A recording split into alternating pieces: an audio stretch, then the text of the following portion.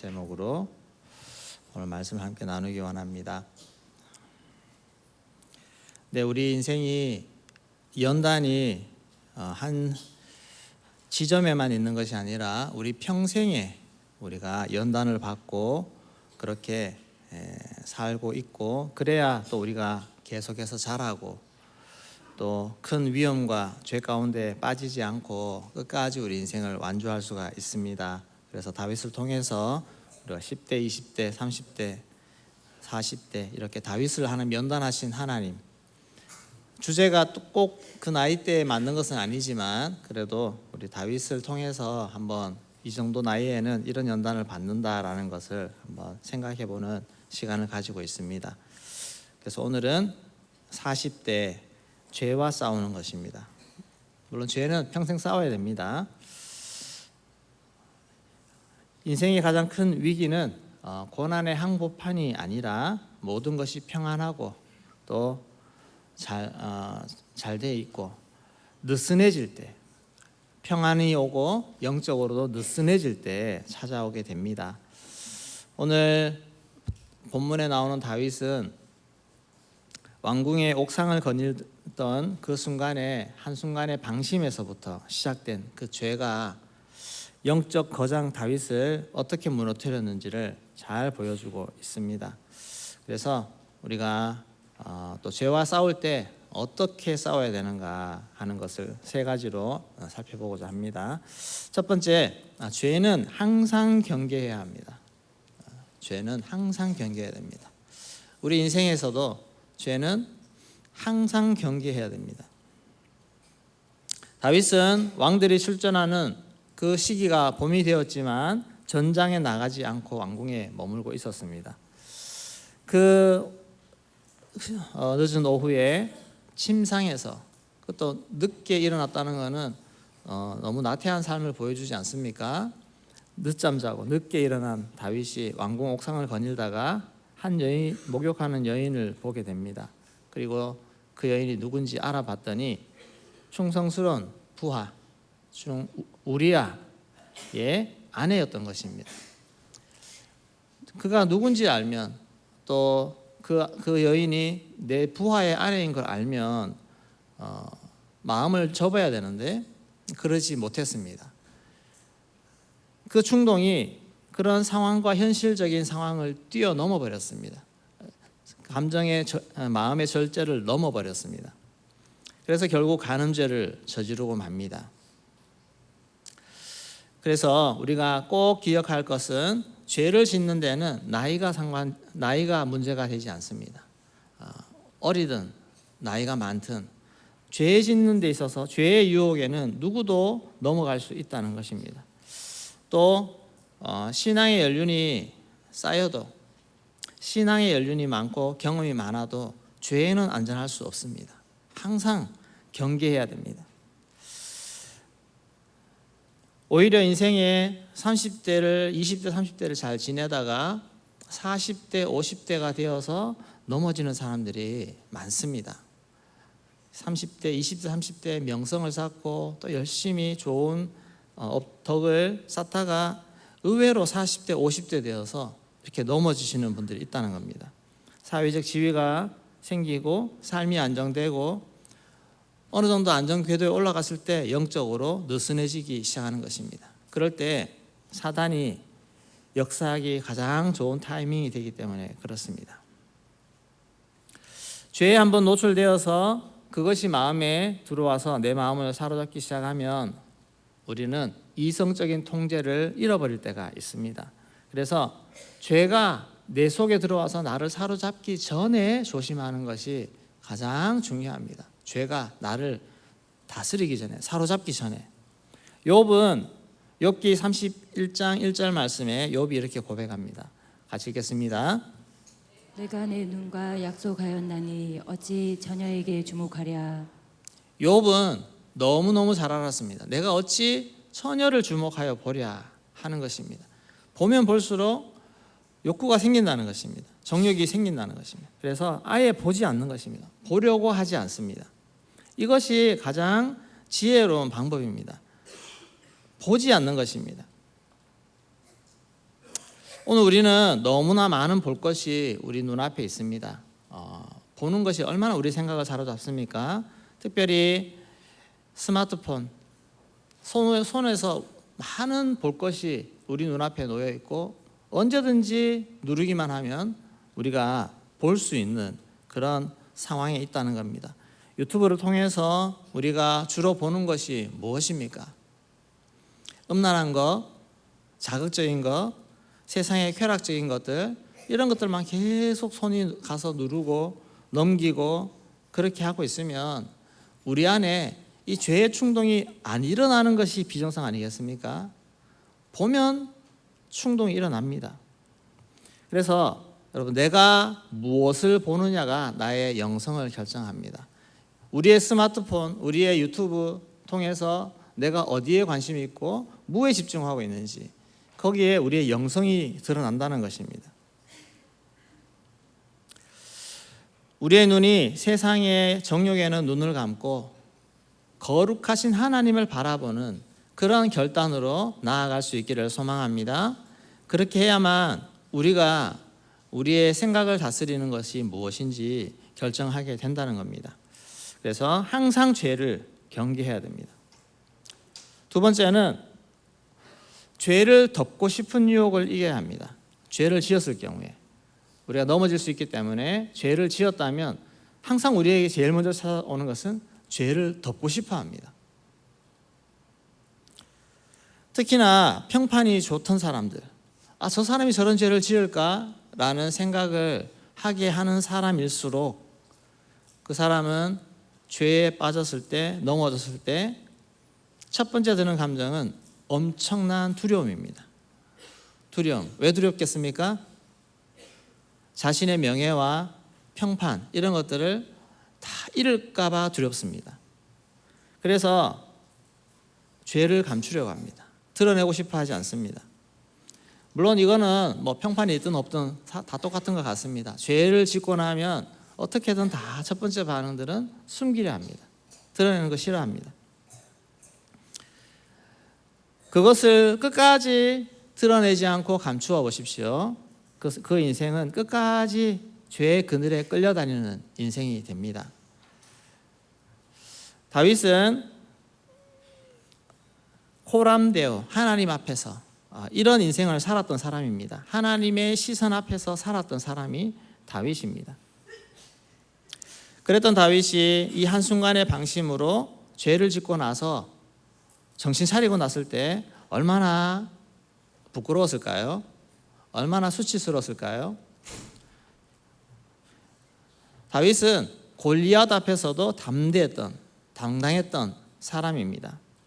그런데 무엇 앞에 이렇게 두려워하고 있습니까? 죄 앞에. 죄를 짓고 나서는 다윗은 너무너무 두려운 것입니다. 만약 이때 바로 정신 차렸을 때, 그때 즉시 하나님 앞에 나아가서 무릎 꿇고 회개했더라면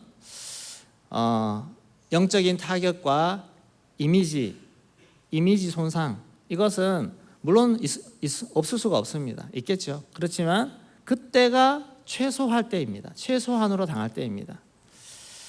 그런데 다윗은 이것을 감추려고 했습니다. 감추려고 노력했습니다. 인간적인 술수를 쓰기 시작하는 것입니다. 첫 번째 방법은 전장에 있던 그 밧세바의 남편 우리아를 특별 휴가를 줘서 불러오는 것입니다. 불러와서 집에 보내는 겁니다.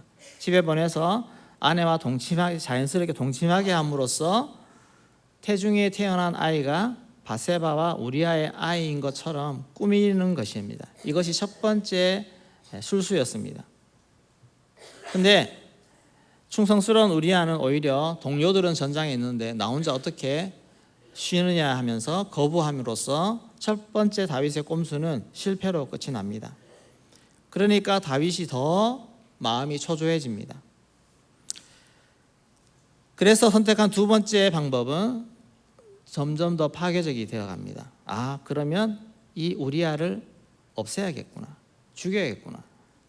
그래서 요압에게 편지를 보내서 가장 치열한 최전선에 보내서 죽게 만들어라 하는 그런 명령을 내린 것입니다. 우리아는 결국 치열한 전쟁터에서 아군이 빠지는 그런 상황에서 전사를 하게 됩니다. 그리고 다윗은 아무 일 없는 듯이 아내 바세바, 남편이 죽은 바세바, 남편 죽은 여인을 내가 자비를 베푸는 것처럼 아내를 남편이 되어주는 그런 방식으로 죄를 감추었습니다. 사람의 눈을 속였습니다. 그런데 보십시오. 내 죄를 감추려면 반드시 또 다른 죄를 지어야 됩니다. 그리고 죄는 더 커집니다. 거짓말이 더 커집니다. 무고한 피해자들이 계속해서 나옵니다. 하나님 앞에 이 죄를 빨리 해결하지 않으면 계속해서 죄가 쌓이고 진노가 쌓이는 이런 인생이 될 수밖에 없습니다. 여러분들도 실수하고 등등 이런 죄를 지었는데 이것을 주변에게 알리기가 두려우니까 어떻게 합니까? 계속 일을 꾸미지 않습니까?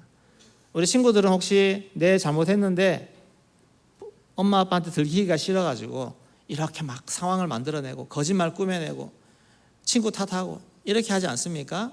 그러면 그럴수록 죄는 더 커집니다. 더 그렇게 되었을 때 결국 우리 영혼은 하나님 앞에 떳떳하지 못하고 계속 죄에 붙잡혀서 영적인 지옥을 맛보며 그렇게 살아갈 수밖에 없습니다. 그래서 죄에 대해서는 세 번째, 회개가 유일한 승리의 방법입니다. 죄와 싸울 때 가장 확실한 승리의 도구, 회개라는 것입니다. 죄는 마치 불과 같습니다. 불을 품고 견디는 사람이 있습니까? 혹시라도 내가 불똥이 나에게 튀었으면 얼른 털어내야 되지 않습니까? 그거 품고 오래 있어 보십시오. 계속 나를 태웁니다. 마치 죄가 그와 같습니다.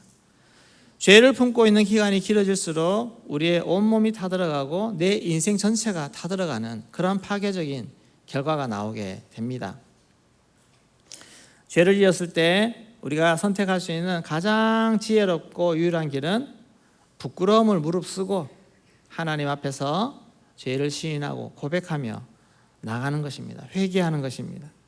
그럴 때 내 영혼이 피해를 최소한으로 줄이고 살 수 있는 그런 길을 여는 것입니다. 지진이 났습니다. 지금 또 베네수엘라 지진이 났는데 살 수 있는 골든타임이 있습니다. 빨리 건져내야 되죠. 우리가 죄를 지어서 빨리 회개하면 회개할수록 데미지를 줄이고 우리 영혼이 덜 손상되고 살아날 수 있다는 것입니다. 여러분 죄를 잘 해결할 수 있기를 소망합니다. 빨리 해결하셔야 됩니다. 다윗이 죄를 숨기는 그 기간 1년여 동안 다윗의 영혼은 완전히 메말라 버렸습니다. 그리고 그의 죄가 어디 가서 멈췄습니까? 살인죄까지 가야 멈추게 된 것입니다. 다윗을 살린 것은 하나님의 긍휼이었습니다. 하나님이 내버려 두지 않으시고 하나님이 다윗을 그래도 살려보려고 나단 선지자를 하나님이 보내신 겁니다. 하나님이 보내셨다는 겁니다. 혼자 내버려 둬 보십시오. 계속 그 죄를 끌어안고 다윗은 영적으로 완전히 죽은 가운데 그렇게 살게 되는 것입니다. 여러분 혹시 누군가 나의 죄를 알고 아는 사람이 나에게 그 죄를 좀 알려주기 위해서 애쓰는 그런 사람들이 분명히 있습니다. 물론 다이렉트로 얘기 못 해가지고 끙끙거리면서 언제 얘기해 주지? 어떻게 돌려서 얘기해 주지? 이렇게 걱정해 주는 사람이 있다는 거, 그런 사람이 있다는 것이 복인 줄로 믿습니다. 그렇게 어렵게 와가지고 우리의 죄에 대해서 이런 것 저런 얘기해 주면서 말해주는 사람, 그 사람은 우리에게 정말 큰 은인입니다. 하나님이 보내신 사람입니다. 나를 살리는 사람입니다. 그래서 죄가 드러나는 것을 두려워하지 마시고 죄를 감추고 숨기고 있는 그 자체가 나에게 가장 큰 재앙이라는 걸 아시고 빨리 죄를 깨닫게 해주는 사람, 죄를 지적해 주는 사람이 정말 나에게 고마운 하나님 보내신 사람이라는 걸 알고 그것을 받아들이시기를 바랍니다. 그럴 때 나에게 은혜가 다시 임하는 것입니다. 나단 선지자가 와서 이렇게 정확하게 지적을 합니다. 사무엘하 12장 9절 말씀 같이 읽겠습니다. 내가 여호와의 말씀을 업신여기고 나 보기에 악을 행하였느냐. 내가 칼로 햇사람 우리아를 치되 암몬 자손의 칼로 죽이고 그의 아내를 빼앗아 내 아내로 삼았도다. 하나님께서 우리아를 암몬 자손의 칼로 네가 죽였다. 그리고 그 아내를 너가 빼앗았다라고 그렇게 이야기를 했습니다. 나단 선지자가 하나님의 말씀을 대신 선포했을 때 다윗은 그제서야 정신이 들었습니다. 그리고 다윗이 귀한 것은 그 말씀 앞에 더 이상 도망갈 수 없다는 걸 알고 하나님 앞에 엎드렸다는 것입니다. 이것이 귀한 것입니다. 다윗이 여기서도 그의 죄를 감출했으면 당장 나단 선지자를 잡아서 나단 선지자를 또 죽이는, 죄를 감추기 위해서 또 죽이는 이런 더 죄악 가운데 빠졌을 텐데, 여기서 다윗은 회개하며 그의 모든 죄의 종지부를 찍었습니다. 물론 이 일로 말미암아 엄청난 죄의 결과들이 일어났습니다. 부끄러움도 당했습니다. 등등. 그럼에도 불구하고 그때가 가장 빠를 때라는 것입니다. 그때가 가장 빠를 때입니다.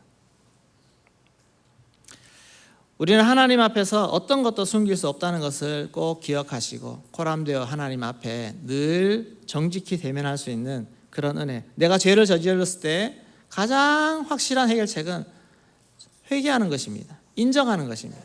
드러내는 것입니다. 아무리 영성 깊은 사람일지라도 죄를 품고 숨기는 동안에는 하나님과의 채널이 막힌다는 것입니다. 영적 채널이 막힐 수밖에 없습니다. 그래서 우리가 가장 두려워해야 될 것은 죄입니다.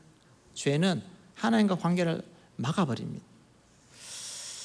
반대로 우리가 비록 연약해서 자주 넘어질지라도 즉시로 내 잘못을 인정할 줄 아는 사람, 인정하고 주님 앞에 엎드려서 주님 또 저 죄를 지었네요. 주님 불쌍히 여겨주십시오. 불쌍히 여겨주십시오. 그렇게 엎드리고 나아갈 때 우리 하나님은 불쌍히 여기시고 긍휼히 여기시는 은혜를 주실 줄로 믿습니다. 완벽한 사람 아무도 없습니다. 넘어질 수 있습니다. 넘어지는 게 문제가 아니라 회개하지 않는 것이 문제입니다. 항상 하나님 앞에 겸손히 나아가서 엎드려 회개하면 하나님이 반드시 은혜 주실 줄로 믿습니다. 회개 잘 하시기를 소망합니다. 회개하는 훈련을 잘 하십시오. 죄 짓고 나서 부끄러움 당하는 훈련을 하십시오. 낮아지는 훈련을 하십시오. 그러면 더 떨어지지 않습니다. 말씀을 마무리하겠습니다. 우리의 영적 전쟁에는 은퇴가 없습니다. 죄와의 싸움은 우리의 인생 평생에 걸쳐서 가야 되는 것입니다. 우리가 우리의 인생의 여정을 마칠 때까지 여러분 깨어서 죄와 잘 싸워서 승리할 수 있기를 소망합니다. 끝까지 승리하셔야 됩니다. 그러려면 죄로부터 원천적으로 막을 수 있도록 철저히 경계하는 삶을 사십시오. 눈을 조심하고 마음을 지켜서 죄가 들어오지 않도록, 죄를 보지 않도록, 또 두 번째 넘어졌을 때에는 그 즉시 회개하고 죄를 품지 않도록 그렇게 하셔야 됩니다. 세 번째, 통회하고 회개하는 마음으로 주님 앞에 엎드리는 것, 그것이 죄를 끊을 수 있는 유일한 방법이라는 거 아시고 죄와 잘 싸워 승리할 수 있는 저와 여러분 되기를 주의 이름으로 축원합니다. 기도하겠습니다.